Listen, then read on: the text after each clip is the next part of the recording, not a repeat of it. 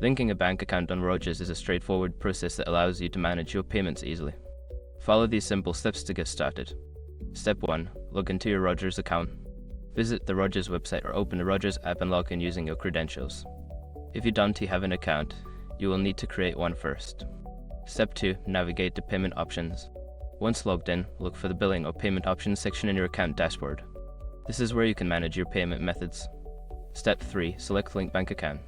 In the payment options, find and select the option to link bank account. This will take you to the section where you can enter your bank details. Step 4. Enter your bank information. Fill in the required fields with your bank account information, including your account number and routing number. Make sure all details are accurate to avoid any issues. Step 5. Confirm and save changes.